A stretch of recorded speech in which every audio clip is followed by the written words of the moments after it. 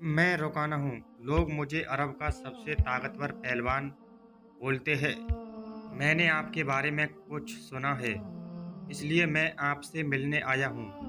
रसूलुल्लाह सल्लल्लाहु अलैहि वसल्लम ने मुस्कुराकर उसका स्वागत किया और बिस्मिल्लाहिर्रहमानिर्रहीम अस्सलामु अलैकुम वरहमतुल्लाहि वबरकातुहू। दोस्तों, आज हम आपके लिए लाए हैं एक बेहतरीन वाकया रोकाना पहलवान और हुजूर अकरम सल्लल्लाहु अलैहि वसल्लम का। आपसे गुजारिश है कि वीडियो के आखिर तक आप बने रहे। अरब में रोकाना नाम का एक मशहूर पहलवान रहता था। वह अपनी ताकत, बहादुरी और कुश्ती के लिए दूर दूर तक जाना जाता था। लोग कहते थे कि आज तक कोई भी पहलवान उसे कुश्ती में हरा नहीं सका। उसकी ताकत का ऐसा रौब था कि बड़े बड़े योद्धा भी उससे मुकाबला करने से डरते थे। एक दिन रोकाना अपने साथियों के साथ बैठा हुआ था। उसी दौरान एक मुसाफिर वहां आया और उसने लोगों को बताया कि मक्का में हजरत मोहम्मद सल्लल्लाहु अलैहि वसल्लम अल्लाह का पैगाम लोगों तक पहुंचा रहे हैं।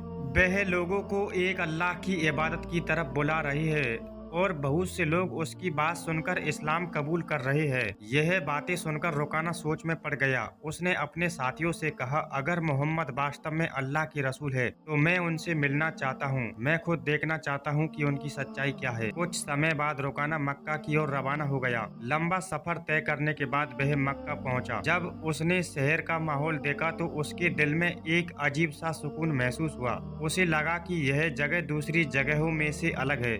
आखिरकार वह रसूलुल्लाह सल्लल्लाहु अलैहि वसल्लम की सेवा में पहुंचा। उसने आदर के साथ सलाम किया और कहा, मैं रुकाना हूँ। लोग मुझे अरब का सबसे ताकतवर पहलवान कहते हैं। मैंने आपके बारे में बहुत कुछ सुना है, इसलिए मैं आपसे मिलने आया। रसूलुल्लाह सल्लल्लाहु अलैहि वसल्लम ने मुस्कुराकर उसका स्वागत किया, उसे बैठने के लिए कहा। फिर आपने बड़े प्यार और नरमी के साथ उसे अल्लाह की तरफ बुलाया।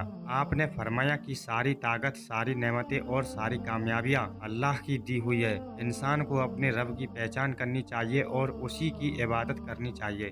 रोकाना ने आपकी बातें ध्यान से सुनी, लेकिन उसके दिल में अभी भी घमंड मौजूद था। उसने कहा, मैं आपकी बातों को समझता हूँ, लेकिन मैं आपकी सच्चाई की कोई निशानी देखना चाहता हूँ। कुछ रिवायतों में आता है कि रोकाना ने कुश्ती की चुनौती पेश की। उसे पूरा यकीन था कि दुनिया में कोई भी इंसान उसे हरा नहीं सकता। रसूलुल्लाह सल्लल्लाहु अलैहि वसल्लम ने उसकी बात स्वीकार कर ली। जब मुकाबला शुरू हुआ तो रोकाना पूरी ताकत के साथ आगे बढ़ा, लेकिन वह हैरान रह गया जब वह जमीन पर गिर गया। उसे विश्वास ही नहीं हुआ कि ऐसा कैसे हो गया। रोकाना ने दोबारा मुकाबले की इच्छा जताई। उसने सोचा कि शायद पहली बार उससे गलती हो गई। दूसरी बार भी वही नतीजा निकला, वह फिर हार गया। अब रोकाना का चेहरा घमंड से धीरे धीरे खत्म होने लगा। उसे महसूस हुआ कि यह कोई साधारण बात नहीं। वह समझ गया कि उसके सामने खड़ा व्यक्ति की मदद अल्लाह कर रहा है। तो इसके बाद भी रसूलुल्लाह सल्लल्लाहु अलैहि वसल्लम ने उससे बहुत प्यार और नरमी के साथ बात। आपने उसे समझाया कि असली ताकत शरीर की ताकत नहीं होती, बल्कि अपने रब को पहचानना, उसकी आज्ञा का पालन करना सबसे बड़ी ताकत है। रोकाना आपकी बातें सुनता रहा। उसके दिल पर इन शब्दों का गहरा असर होने लगा। उसने महसूस किया कि जिस घमंड पर उसे इतना नाज था, वह वास्तव में किसी काम का नहीं। इंसान चाहे कितना भी ताकतवर क्यों न हो, वह अल्लाह की मदद के बिना कुछ भी नहीं कर सकता। कुछ रिवायतों में यह भी आता है कि रसूलुल्लाह सल्लल्लाहु अलैहि वसल्लम ने अल्लाह की कुदरत की एक और निशानी दिखाई, जिससे रोकाना का दिल पूरी तरह मुतमईन हो गया। अब उसके अंदर कोई शक बाकी नहीं रहा था। उसकी आंखों में आंसू आ गए। उसने विनम्रता के साथ कहा, मैं गवाही देता हूँ कि अल्लाह के सिवा कोई इबादत के लायक नहीं और आप अल्लाह के सच्चे रसूल है। यह सुनकर रसूलुल्लाह सल्लल्लाहु अलैहि वसल्लम